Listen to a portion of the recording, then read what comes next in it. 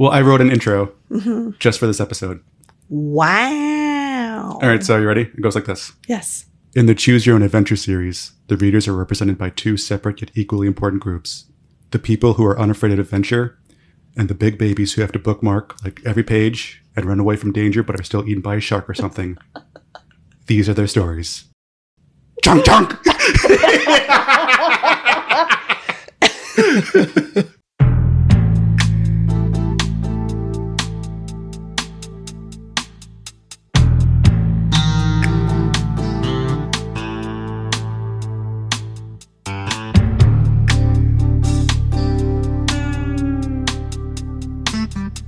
You could also have done an unsolved mystery one.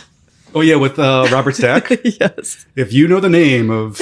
I used to watch that all the time. I know, right? And we were children. Yes. We were like little babies. And we were like, oh, Unsolved Mysteries is on. It's about a kid who got murdered and then the guy maybe got away. Oh, I gotta watch it. I remember there was was it Rescue 911? Oh, yeah. There was a kid got stuck in an escalator. Like his clothes got stuck in an escalator and like he got like trapped. Great. And so like I had a fear of escalators for the longest time because of that. Did you ever watch Cops too? Not as much, no. No. But I'm obviously aware of it. It was so wild that those were like, these are the shows that were on during prime time when like families were sitting down with the TV dinners. Yes. Sitting down in front of the TV. We're going to watch what's on. It's like America's Funniest Home Videos. Cops. Right. USA. USA. Well, now all that stuff is on YouTube now. That's basically all that YouTube is. Yeah, pretty much. And us. We're on YouTube now. All of our yeah. episodes. So It's true. trying to make it more wholesome, I guess, or just more stupid. I don't know. We're adding to the dumbness. Oh, yeah. Oh, yeah, definitely. There needs to be like stupid, silly stuff Oh, definitely. to make the world a lighter, brighter place. Well, we've heard that from listeners that like, hey, this is kind of a bright spot. So it's good to be part of that. You need some silly shenanigans. Some she-nanigans, some he-nanigans. some wee-nanigans. Yeah, some they-nanigans, you know. Like, we're an inclusive organization of two people. Well, I guess we can get started. Welcome to our true crime podcast. Apparently now. Yeah. Jeez. So this is a podcast all about true crime. So my name is... Written in a choose-your-own-adventure style. Yes, exactly. And that's all we cover. We only cover the true crime choose your own adventure books. Apparently. So my name is Peter. I'm a reporter for the... True choose. The Trues. The Trues Times. My name is Abby. I also choose my own crimes. And so today we're covering the case of the Silk King. 53. 53, yes. It was written by Shannon Gilligan. Yes. Let's just get right into it with Sure. our only segment we have, which is... We have so many segments. We don't. We do. What are the segments we have? Choose News.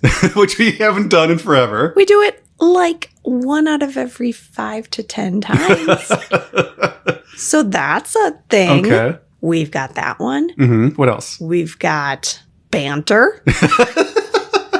Okay. Which, have we done banter? We haven't done banter yet. You got something for Christmas. I got lots of things for Christmas. Well, good. I'm glad. But you got something specific from your husband. We shouldn't talk about that. No, just kidding. I got a robe. I was, joking recently about how my grown-up Christmas list includes an on-air sign for our recording room in the underbelly of Denise. Yes. My husband, who's one of our very loyal listeners, decided to take it upon himself to make that sign. He 3D printed a sign that says live, and then he used LED lights to line the inside, and he engineered that up to a switch.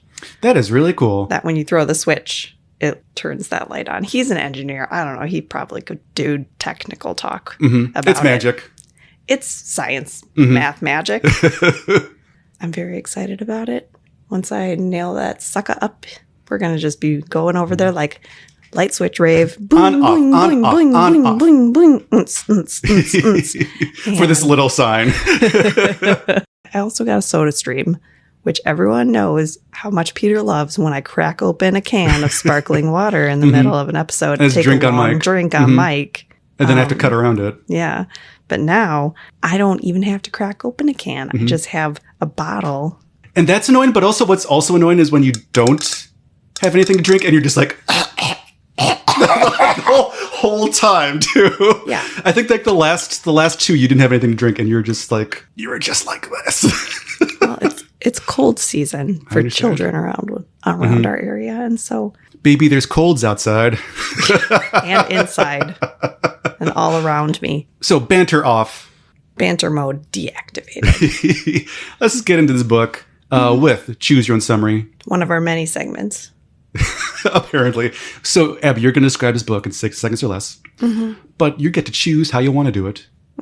So I'm going to give you 2 options. Option number 1, like we kind of alluded to, this is a little bit of a true crime book. So I kind of want like a good cop, bad cop recap of this book. So I want you to change, obviously, into different personas. I like that. Okay. Option number 2 is I kind of want a little bit of a true crime podcast intro. Maybe you have like a scratchy like phone recording parts and just a NPR woman's voice. My normal voice. Well, a little bit. Nice. I was going to say nicer, but what does that mean? Less of my normal voice. I mean, I didn't say it. Yeah, I know my voice is turd. Well, I wouldn't say that. I mean, people listen. My voice is buns. So there's your options. I'll do good cop, bad cop. Okay, I figured. So 60 seconds starts now. Listen, kid. We know that you got $2,000 and a plane ticket to Bangkok. And we know that you're on your way there to look for Jim Thompson, who's this guy who was like a secret agent who started his own silk place and then went missing. So tell us what you know. Hey, buddy. You know what? If you're going over there to meet your friend named Ning and maybe look for Jim Thompson, you just gotta, tell us some more details. Tell us who sent you there. Tell us if you're gonna go there and look for anybody else. Tell us if you got any contacts over there. Tell us if you know who's sending you. Tell us if you think Jim Thompson is a monk or something. Or tell us if you're going to look for him in the jungle or not. No, tell us everything you know. Tell us if you think he's a monk, or tell us if you're going to look for him by talking to this guy who might kidnap you. Tell us everything or we're going to tell... Okay. It got a little muppety at the end. Yeah. I guess before we get into this book, what are your thoughts on true crime in general? I thoroughly enjoy true crime docuseries and stuff, and documentaries. More on the cult side of stuff. Sure, okay. I love cult stuff. Just definitely interesting. So interesting. Mostly because, the psychology of it all is very fascinating to me. Yeah, the true crime stuff is really interesting in terms of, a lot of times it's really fascinating to look at the failure of the justice system.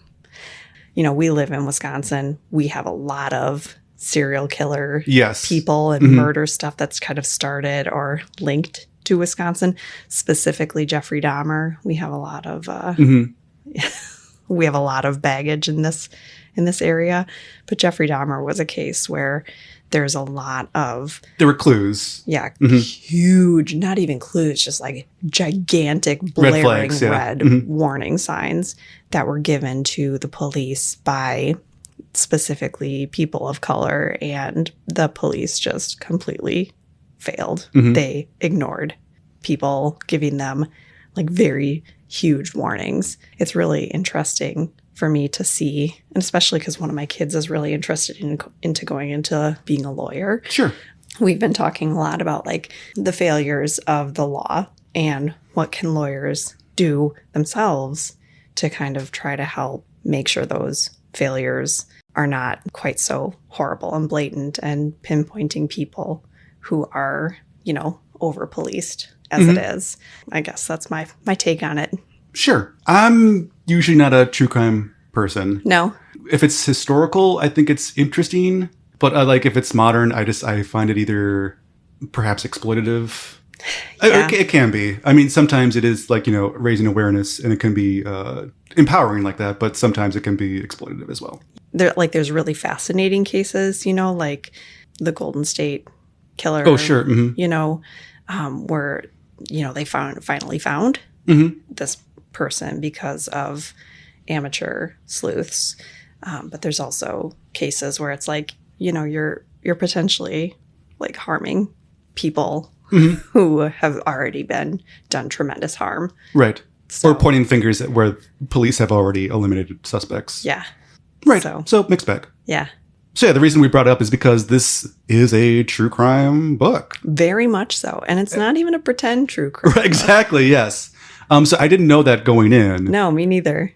And we have been joking for how many episodes now Yes. that we're becoming a true crime podcast. I always appreciate when an author takes a chance, does a big swing. And so as far as I know, this is not only the first true crime choose an adventure, this is also the first, in a sense, nonfiction or historical fiction. Well, that's not true because we had the Spy for George Washington. There's some historical elements there. Yeah. But this is based on true events. Well, and it's based on true, like, unsolved events. So that in that way, it's the first one that's along that kind of vein. So we can start getting into this one. So this one was reprinted because it's a Shannon Gilligan. So you can pick it up fairly easy if you want to read along.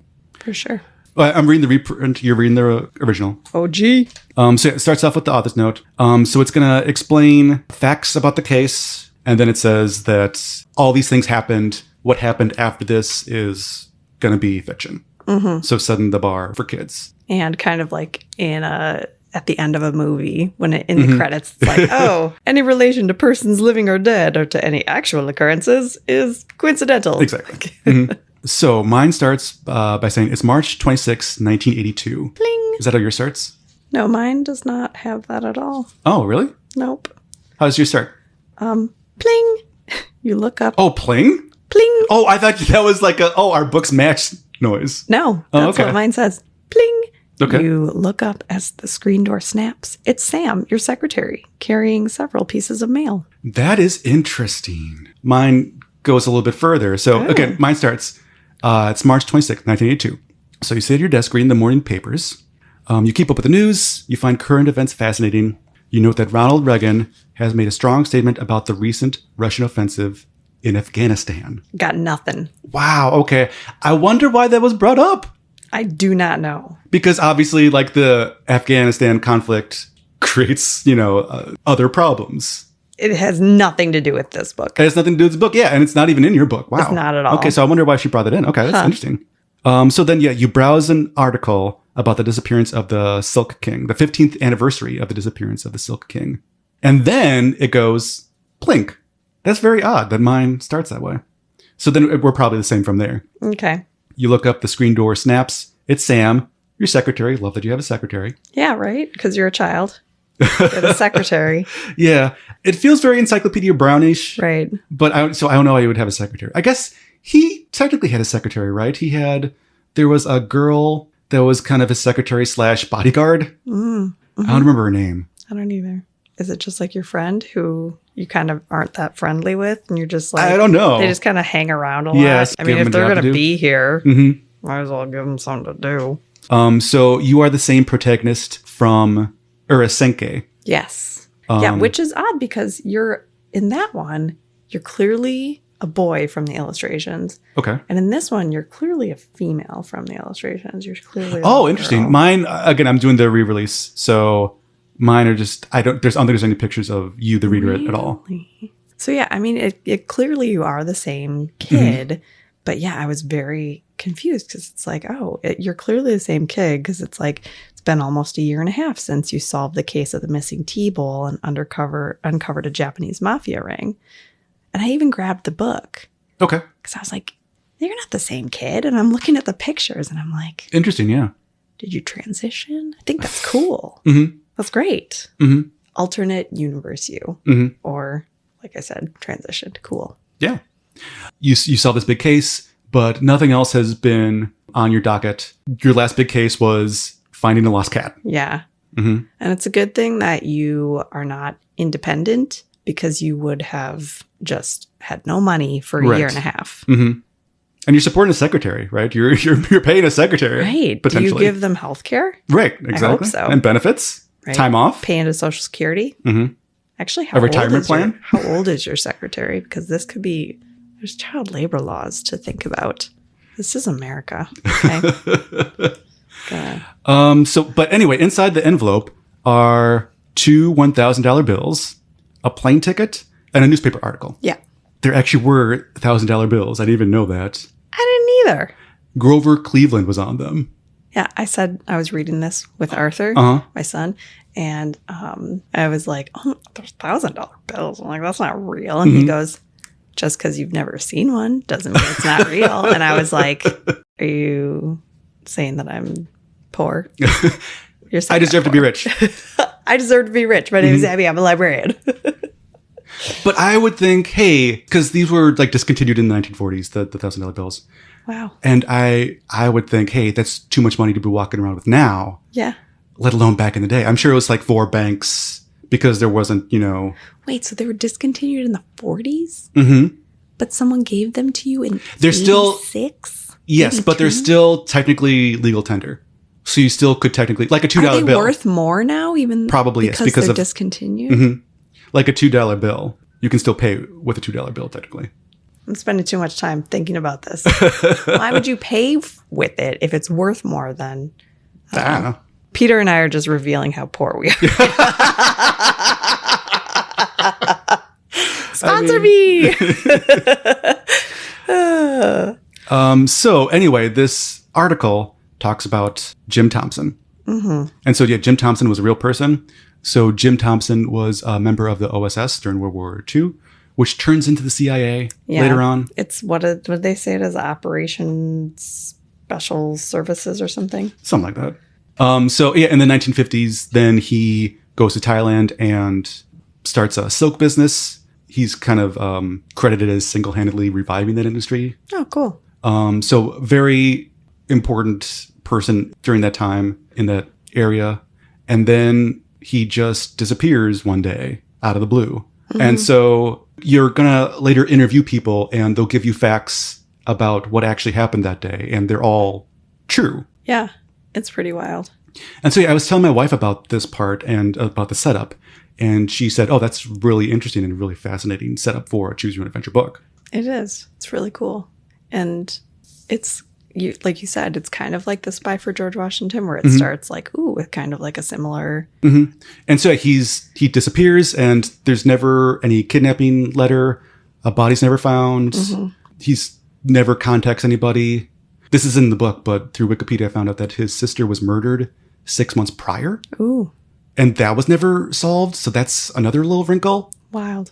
Yeah. But from there's little to no clues. Mm-hmm. So that's why I think people have kind of forgotten about this because there's no real follow-up. Yeah. Well, and it was really interesting because one of the people that you run into talks about, like, there's a lot of credible things that come up from it. Like, Thailand shares a border with Cambodia where Khmer Rouge was like, killing and kidnapping and massacring people during this same time period. So it's really possible that he had been kidnapped by the Khmer Rouge. And there's also like somebody who mentioned like how the CIA didn't really even follow up with, investigating too heavily his disappearance. So, right. And that's brought up in the book as well. Yeah. And it's like, well, what if there was some kind of like CIA involvement in like him? So there's a lot of really interesting threads to him. Right, but they're all just theories because there's no hard evidence. Exactly. So it's really, really an interesting mystery that maybe some other like true crime podcast could actually investigate. We're pivoting now. Mm-hmm. It could. This is the first episode of our new show. It's called Choose Your Own Crime Venture. You get all this stuff. You get the plane ticket. You're weighing your options, and you find out that Thompson's friends have offered a $100,000 reward for any information leading up to finding Jim Thompson. Right. Because he was legally declared dead in 1974. You have to make a choice if you're going to leave right away because your plane ticket is for tonight. Yes. And it's going to take forever to get there. I believe in this newspaper article, there's a picture of a monk it's not the best picture. It might be Jim Thomas. Yeah, there's like a picture in the background, and there's an old white monk in the background of it, and there's speculation that is Jim Thompson. So you think that's why someone has sent you money and a plane ticket. Right, but this picture was taken a week ago. Yeah. And so the trail is already going cold, so you should probably leave right away. Right. But you have no idea who sent you this package. So do you leave right away, or do you investigate the package further? Right. Part of you wants to go right away because it's like the trail's already going cold, like you said. The other part of you is like, hang on, I hardly know anything about this mystery, one. Number two, I don't know who sent me this. I kind of want to know who's sending me on this adventure, crime venture. What if they're sending me there to set me up? What if there's some weirdo? I don't know anything about this person. It felt a little bit like, was The Mystery of Tibet? What was that called? Treasure of Tibet? Yeah. Where you, the character, say, I don't know if I can do this.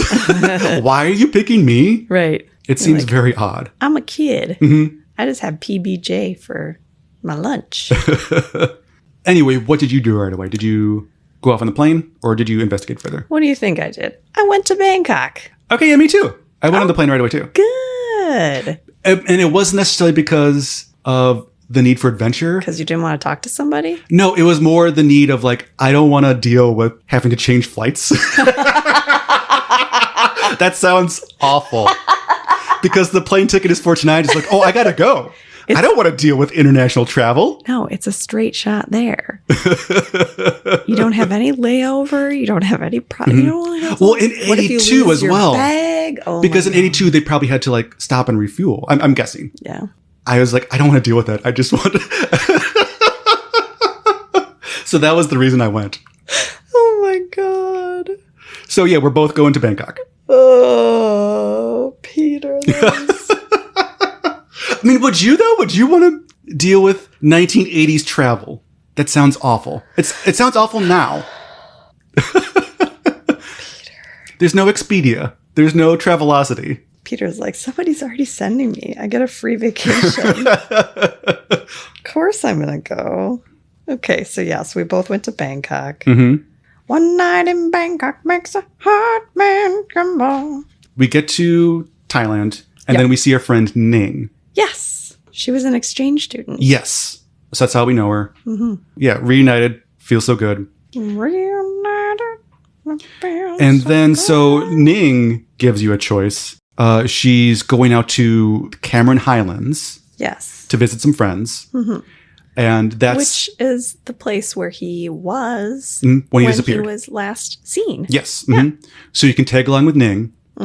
Or she says you can stay in town, and there's a historian in town that knows more about the case than anybody else. Yeah, sensing he's an author and historian. He has been studying the Thompson case inside out for years. So what did you do? I went to Malaysia. Oh, okay. This is where we part ways, because I went to the historian. I'm not going to talk to some historian. Well, because I figured my thought process was if I go to the place, like there's not going to be any new clues. Like it's been 15 years. How do you know? And plus, it's a fun vacation. Vacation time to get away. I did not want to talk to some crusty old dude.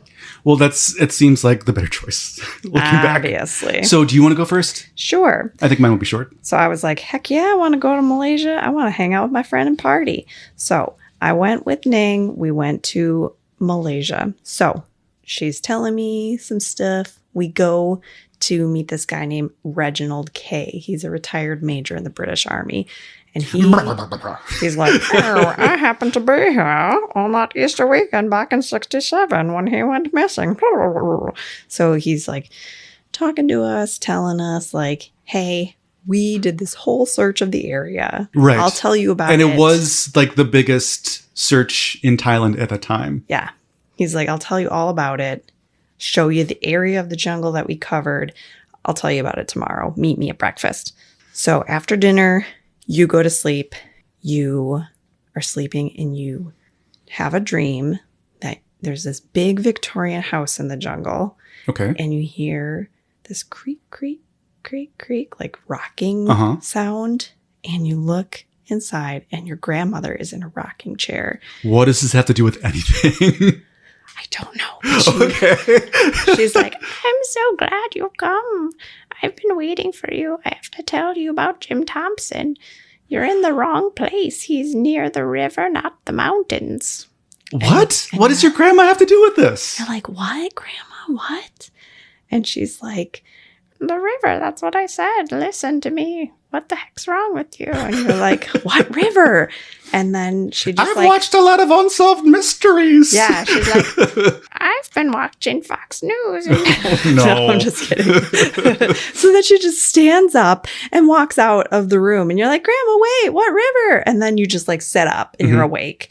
And you're like, what a creepy dream. Because there was no grandma character in the previous book. That's very odd. Okay. No. So you have to decide to like wake up Ning and tell her about this or just go back to sleep. Okay. So I was like, I'm not going to wake up my friend from her like peaceful sleep. I love sleeping so much. I'm not going to like ruin someone else's night of sleep to tell them about my weird Because she's on vacation dream. too. So Right? she's being nice. Right. She's just like humoring me and taking me on vacation Right. with her. I don't want to Because she hasn't seen you in years. And you're just like, hey, I need to do this for work. Right. You're like forcing her into your work thing. And then you're going to wake her up while she's on vacation and tell her about your creepy dream while your grandma's like, hey, let's leave Ning's vacation and go to the river. No. So I just decided not to tell her. Okay. If you do tell her, wake her up. She's like, is your grandma alive or dead? And you're like, ooh, she's dead. She died like a year ago. And she's like, oh, we've got to listen to it then. That's like a premonition. So then you and Ning leave to go down to the river. You're driving along. And then like the car slows down and a guy jumps into the car. And you're like, oh, I remember reading in the newspaper about how there's kidnappers out here. So you jump out of the car and then you like hit your head on something or something like that. And then the next thing you know, you wake up and Ning's like, why did you jump out of the car? And you're like, oh, because I thought that was a kidnapper. And she's like, that's not a kidnapper. It's his cousin. Because it's a long drive, he was worried he was going to get tired. So he told his cousin to jump in the car. But how would she know that? Because she just knows those guys. Okay. And I'm like, why didn't you tell me? Like, why didn't you just tell me that so I wouldn't have panicked? Doesn't seem like you and Ning are such good friends. So I decided not to wake her up because I thought that was Because you're polite. not worthy of waking someone up for. I'm like, I'll tell her in the morning. So anyway, we get up, we go downstairs, we meet Mr. K or whatever. And then he's telling us about the mountain area and where they were looking for him. There's a rumor that there's a cottage in this area. Okay. And that was the headquarters for a group of rebels during the Malaysian emergency. You're like, what was that? And that's when he tells you about the Khmer Rouge part where it's like there's a period from 1948 to 1960 where bands of communist terrorists hid out in the country and would ambush Malaysian soldiers and like sometimes kill them and stuff like that. And there were executions, really creepy. And that's very sad, but it's also, I guess, good to bring up or to represent the time and the place. Yeah. And sorry, it's not Khmer Rouge. It's just the communist terrorists. Sorry. Okay. And then you say, what happened in 1960? And he said, the government finally got the upper hand, declared the emergency over. The terrorists mostly took to the jungle, and they might still be out there. Okay. You're like, eee. He's showing you around the rest of the property, the search area. He's like, for weeks, over 400 police and volunteers combed the jungle. After the 5th day, we suspected that he might come out alive, but the chances were getting slimmer. You ask him, what do you think happened to him? And he says, I think that he just is surviving out in the jungle. And I think that's most of the endings is you just stumble across him. So you keep like going along and he is like showing you this map of all the trails and is like, you can go and look on your own if you want to, but stick to the marked trails. Don't go on any of the unmarked trails. Okay. And I was like, you know me. So was this a choice or was this? Yeah. Okay. So I was like, I'm going to go on these unmarked trails. So I go on these unmarked trails. I'm following this well-worn footpath that just went off.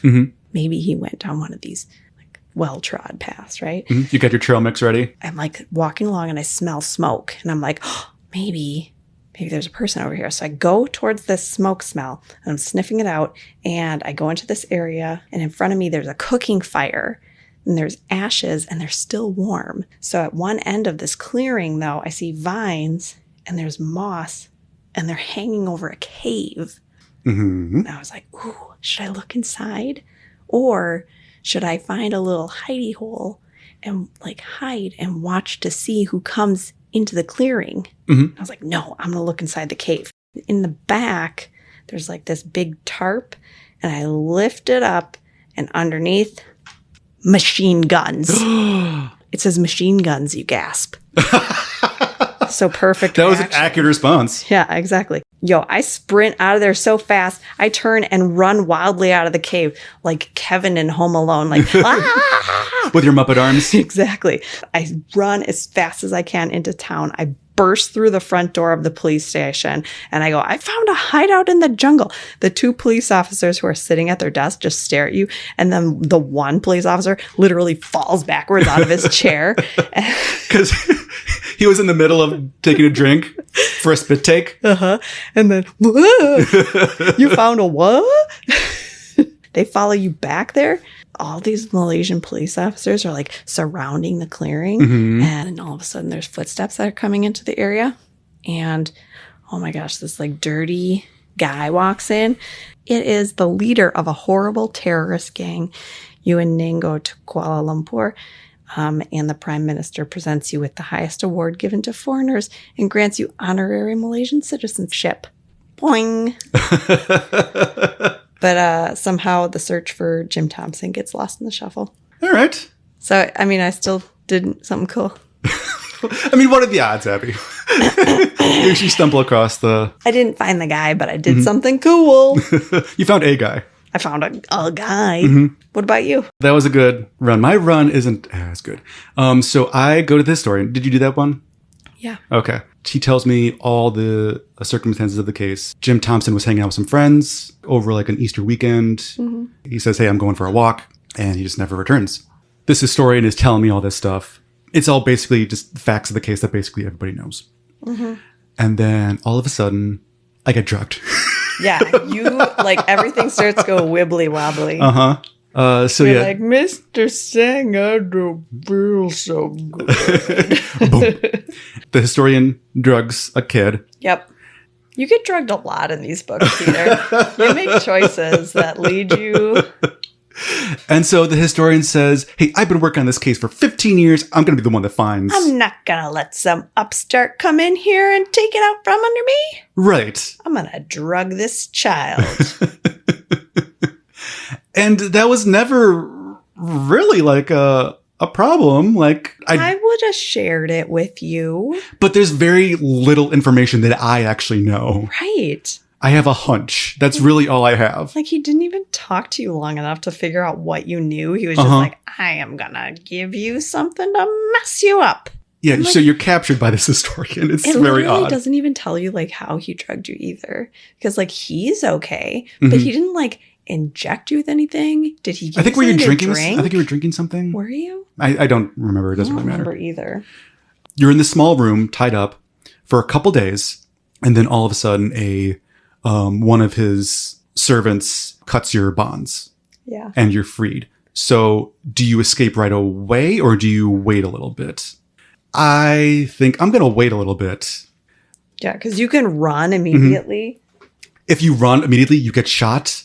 And it's very gruesome. Like that's my favorite ending. Oh, yeah, his henchmen. Well, I can save it for you then. No, it's okay. You can do it. They take your body out into the water. No, like in mine, they cut you up. Oh, I think mine's changed. Oh, okay. Because in mine, it's different. Ooh, I'll tell you. Okay, yeah. So, yeah, something gruesome happens to you in both versions. Yours seems worse. Yes. But I didn't do that. I wait because I thought, this guy's a historian. He's not... What he's doing is weird, but he's not going to murder me. So I'm like... So I just wait. Mm-hmm. And then Ning comes and she says, we got to get out of here. You go on a boat. And I think it's at night. You're on this motorboat and you're going down the river and people start shooting at you. Yes. And Ning gets hit in the ear. Oh, in mine, she gets hit in the arm. Oh, yeah. For mine, she gets hit in the ear and she's bleeding. Yeah, and mine she gets hit in the arm. Jeez. Yeah. And so, you got to escape. You go to this bend in the river, and you can either try to hide in the marsh, or you can try to gun it. Yeah. And I'm like, I'm not going to hide. I'm going to gun it. Oh, I'm going to take the brave option. Oh, no. I'm going to make Abby proud. No, you should have hid. So if you gun it, it seems like it's going good, but you're looking behind, making sure this historian and his goons aren't chasing after you. But then you end up hitting a building, like a fishing building, in the middle of this river. Your boat sinks, and then the water's too deep and too cold. You can't swim, and then you're forced out to sea. Mm-hmm. If you hide in the marsh, it's a better ending because you're not chased anymore. And then you end up going, I don't remember. The bird sanctuary. Yes, the bird sanctuary. We can dock here, and then we can look for Jim Thompson. And then because that's the peninsula that he would be on. When you're docking there, I think you're resting again, and you see like a flash in the forest, in the jungle. And so again, you can either be polite or you can interrupt again. I think you can tell Ning about it or not. I think when I did this the second time, I told her, and she's like, probably not another visit. So I think you go over there anyway, and you see that it's Jim Thompson as a monk. And then he explains this backstory. This backstory is made up because he's never actually found. And he explains that, hey, I disappeared myself, or I disappeared rather, because my silk business was being used to smuggle heroin. Yeah. and you're 12 and you're like, what's heroin? Right? Yeah, it says that in the book. It's very odd. But that's why he initially disappeared, to kind of investigate it. And then he ends up just staying as a monk because he likes the simplicity of it. And then you go back and Ning's like, where were you? And you're like, oh, you wake up in the morning and she's like, all right, let's go look for Jim Thompson. And you're like, I think he's already been, he doesn't exist in the same way anymore. Yeah, because it says, it's very nicely worded. Yeah. Shannon Gilligan is obviously a very good author. Right. And she says, the person I was initially looking for, it no longer exists. Yeah. Very cool. Yeah. So yeah, that was my first run through. Really quick, if you decide to investigate the plane ticket right away and don't go on the journey, you end up finding out that it was a old CIA contact that gives you what was his name? The money. It was something cool. You can either set him up with the CIA because you don't trust him, or you can trust him and he can come along on the adventure with you. Yeah, his name is Sheldon Truax. Cool name. Very cool. And he even says, like, I picked a kid because no one's going to suspect a kid of this, which, sure. Yeah. But then you're endangering a kid, dude, but whatever. Right. It's great because if you're like, oh, I can't do this by myself. And he's like, well, I mean, I can't do like legwork, but I could set up like a special ops headquarters in the hotel. So you can decide to bring him along or not. And if you decide to bring him along, like, dude immediately gets captured. Immediately. Like, bro is like, you look down out of your room, you're like in the hotel, you look out into the little canal, and you look down in the boat, there's two guys, and they got like a wiggly, lumpy blanket. And it's like, oh, it's him. And he just yells, I'm bad at this. It's Truax. You're like, you are the worst secret agent in the world, bro. How did you get captured right away? You can go after him and try to like help him. So you like jump into a water taxi and then you're following him and you're like, hey, go after that green boat with the captive old white man in it. And the guy goes after him and the boat goes into this like snake zoo. What? Yeah. Your taxi cab guy's like, it's closed. I'm not going in there. And you're like, well, then just let me out and I'll go in the snake zoo myself. Or you can go and get some cops, right? And the best is to go in the snake zoo, right? You're like sneaking into the snake zoo. You're like, all right, I'm here in the snake zoo. Are you crawling around like a snake? Because that's what it looked like you were doing. Yeah. If I pretend to be a snake. You have to be one with the snake and then they won't notice that you're there. They'll think, oh, this is just another snake. So anyway, you're going in, you're trying to find him. And then someone grabs you and throws you in with the king cobras. And then you just get king cobra'd to death. It's great. But if you go after the cops, you're like, help, help. Somebody like kidnapped my friend. And he's like, old and white. You have to help him. They're like, you're under arrest. And you're like, what? Why? And Why? like, you stole a water taxi. Oh. And you're like, what? No, this guy I hired brought me here. And they're like, well, you're the only one in there. And then you look and the guy has ditched you. You're like, oh my God. Interesting. Okay. Well, I was going to say also, if you go with, what was his name again? Sheldon Truax? Yeah, if you go with him to Thailand, there's a part where you can try to drop in on Ning, but Ning is already at this other place. You just run into her mother. Yeah. And she's like, yeah, she's on vacation in this other place. So I like that Shannon respects the timeline. Right. And plots out these points. Yeah. So, but it adds to like the investigation element of it.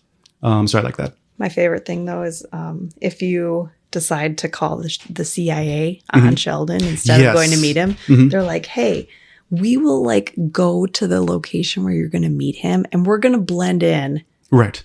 And like look super casual. Right. We're going to look like. There's only going to be 3 of us. Yeah. And we're going to look like tourists.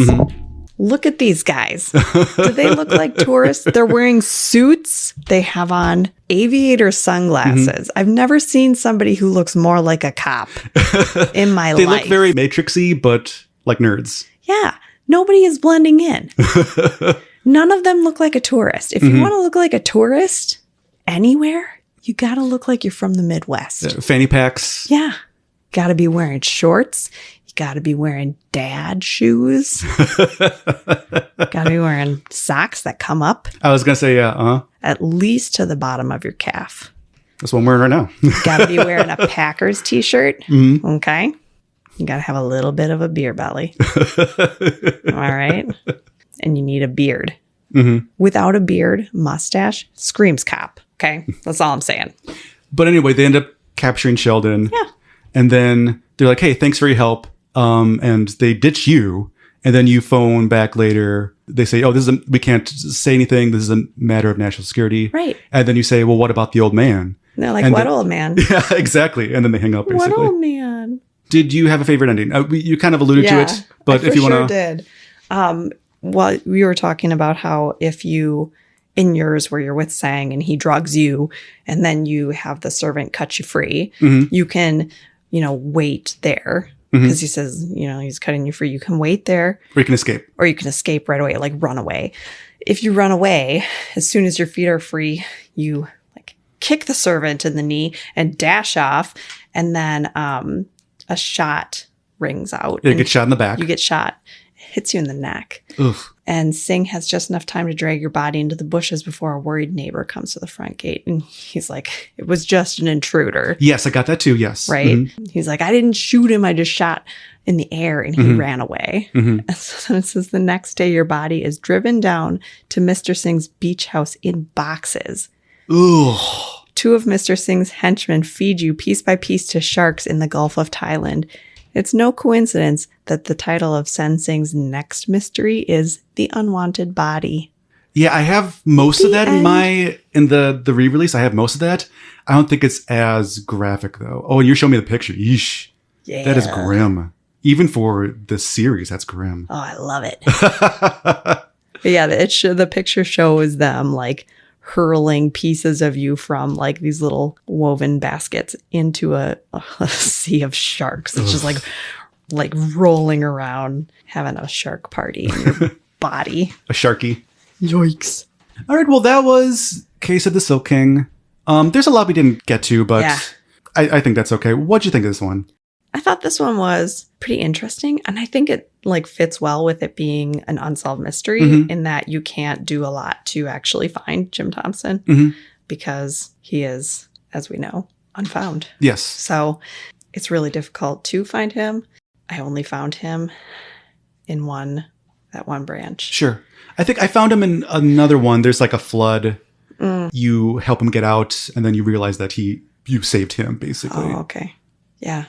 It's kind of nice in that way. Like, remember when we were talking with anytime there's like a real one, right? The like Spy for George Washington one, when you can't actually affect the outcome of something with your choices, it's interesting how Shannon was able to make this still a really unique mystery, that there were still things and elements that you were able to find this terrorist group person and find like this Mr. Singh guy who had this like weird obsession with Thompson, and like there was still a lot. And this stuff. one was a lot more reserved. That was kind of the craziest branch, is this sort of historian captures you for kind of no reason, but everything else was a little bit more reserved and not necessarily realistic, but more grounded. Yeah, she was able to still play with the reality and unreality of things. Right. I would recommend this one, not necessarily for kids. I don't know if kids will be interested in this one. Maybe older kids, I think. I think older kids would be.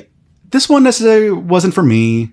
I'm not really a fan of true crime. Like I said in the beginning, I do appreciate a big swing and a new format, a new way to look at these books. I love the setup. I think it's very interesting. It wasn't just necessarily for me, but I think it's well written.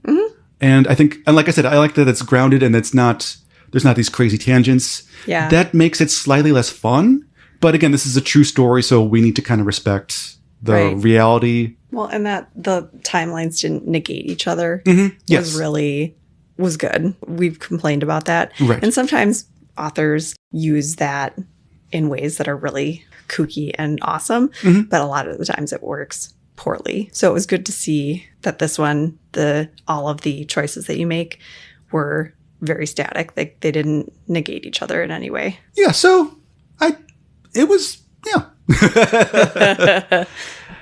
so let's get to our housekeeping. No. Fine. Sit here in silence. I don't like housekeeping. Well, I mean, you can tell by your I don't want to do it. Your closet is all emptied out in our recording studio. Yeah. Denise is overflowing right now. Make sure that you like and subscribe on the podcatcher of your choice. If that platform allows you to rate our podcast, that helps us out a little bit. So there's Pocket Casts, there's Apple Podcasts, there's Spotify. There's Audible too. You can, if you want to listen through Audible, you can rate there. Right. Really? So again, it just helps us out a little bit. You can visit us on Redbubble. Because we got some shirts up there. We have our Choosy. Yes. It's not booty shorts, but it is a shirt. Booty shorts are coming. I swear to God. So yeah, we add some new things every once in a while. Yeah. If you want to get something silly, follow us on Instagram because Abby posts photos from the book. So if you weren't able to get this one, you can kind of follow along a little bit better. I think that about wraps it up. Our next book is going to be The Forest of Fear.